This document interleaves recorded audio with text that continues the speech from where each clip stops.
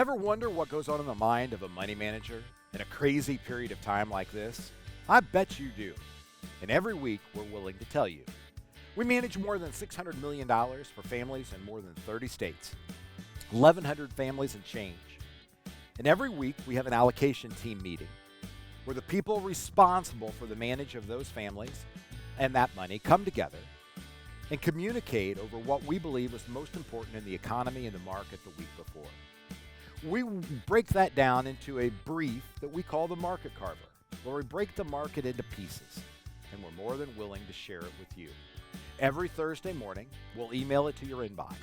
Just go to yourlifeafterwork.com and get signed up for the market carver. You'll get that email, you'll get our thoughts, our understanding, and when you're ready, we're more than happy to sit down with you and have a next steps meeting. Again, it's yourlifeafterwork.com. Just request the market carver. Good morning and welcome to your Retirement Playbook. I am your host, Joe Clark. Happy to have you along. Hey, there are 3 phases of finance that you have gone through, will go through, or need to prepare to go for. I know we have a 16-year-old who listens to this show every week, and when it is time for you to become a financial planner, I fully intend on you coming to the Financial Enhancement Group, being one of our interns. Hopefully we'll have that program fully vetted by then and ready to roll. In the meantime, if you're an adult looking to be in the financial services world, we are more than happy to sit down. We are hiring associate advisors and senior advisors in multiple areas within the Financial Enhancement Group. Happy to have that conversation. The Financial Enhancement Group is a team of 37 people. And when I say a team, I mean it's a team. We all have our sweet spots. And it really, really bothered me when I was growing up. I think at McKinley Middle School in Muncie, where I was born and raised until I was 16. Seems like we had 7 grades on our report card. It may have only been 6. All I know is they were all A's and a C minus. And the C minus was in drafting. I couldn't draw a straight line to save my soul. With a ruler, T-square, and all that stuff that we had. Handwriting was the same way in elementary school. It's not one of those gifts that God gave me. And you know parents. We would sit down every time, and they would go, hey, these A's are great, but what's this C minus thing about? Do you realize that's almost a D? And we would work on that. And my philosophy at the Financial Enhancement Group for years has been as a team, and we are a team, I can focus on my A's and turn them into A pluses. I can focus on my ability to learn and my ability to teach and my ability to communicate and stay away from my inability to deal with the minutia and the details that drive me nuts. And I can hire people on my team, the other 36 people, that are able to be very, very good and complementary with the details so that we can come together and focus on individual A's and create a great report card working collectively. Now, why do I bring this up? Well, it's because I have 37 people on my team. See, we know as a matter of fact that success is never dependent upon one thing, but failure can be.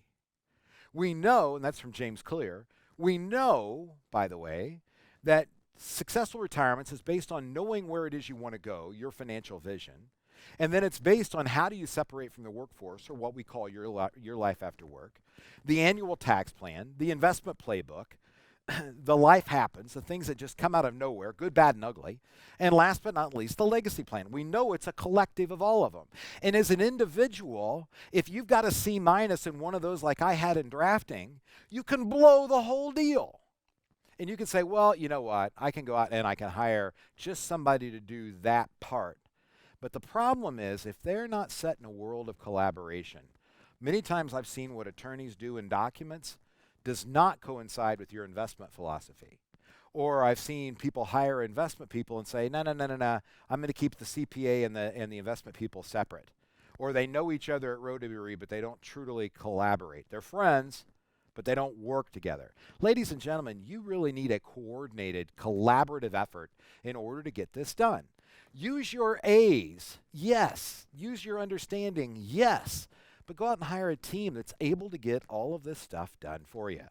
Now, I'm going to take you to the Roth conversions because we ran across an interesting case this past week where somebody was talking about this period of the market, and they were down in the glooms and and just really in the ruts. So there's just nothing good going on right now. I don't like the political climate.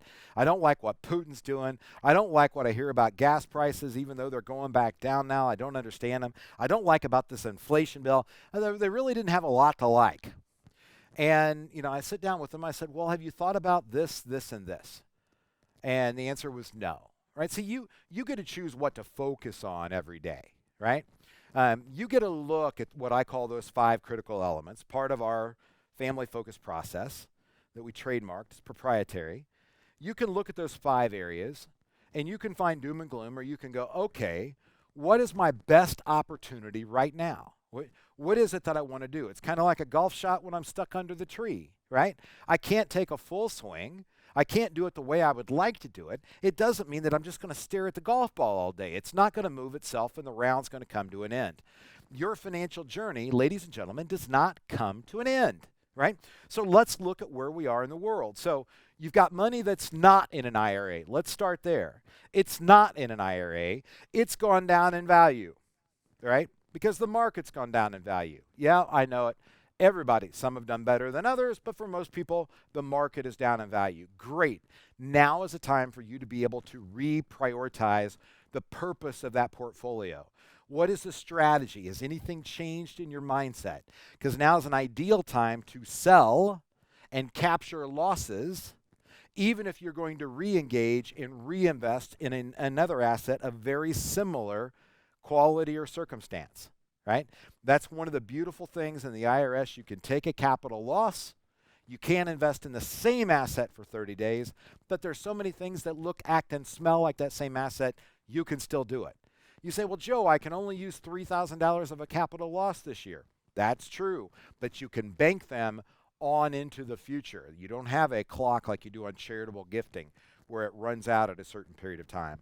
This you're able to use over an extended number of years and be able to apply to capital gains in the future. Remember, it's about your financial journey. It's not just about today.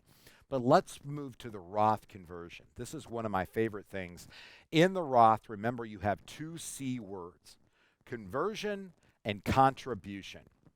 A contribution is indeed limited in terms of the amount that you can contribute based on your age, right? If you're over 50 or over, you can put in more money than if you're 50 and under. It's based on income. You have to have earned income to be able to contribute. And if you make too much money, you can't contribute directly into a Roth IRA. So it's based on age, and it's based on age for contribution, and it's based on income in terms of being able to do the contribution. And it is limited. If you're over 50, you can put in $7,000 a year. Right? So nothing compared to a 401k contribution, for instance. However, if you're any age, at any income, you can still do a Roth conversion. And somebody said, well, Joe, why would a 90-year-old do a Roth conversion? Well, it's real simple. They believe that the market is down. My oldest, by the way, is 92 for a Roth conversion. They believe the market is down, and they don't think they're going to spend the money, and they believe that their beneficiaries will inherit the money, and it would be better for them to inherit money tax-free than it would be after tax. And in this particular case, they have an IRS estate tax potential liability, especially if the code reverts back in 2025, effective 2026, based on what we know to be true today. In this case, their IRA was down a few $100,000 relative to where it was. They believe that's temporary, not permanent. They believe and trust in the asset management, the fiduciaries they work with. And so they were able to make the decision to do a Roth conversion right now. Their age didn't matter. They're converting $300,000 less than what they would have in the beginning of the year, right? So at their tax rate, that saved them about $100,000 in income tax. They converted the same amount of percentage of their IRA. They did a conversion of the same percentage of their IRA, but the tax ramification today was about $100,000 less because the market is down.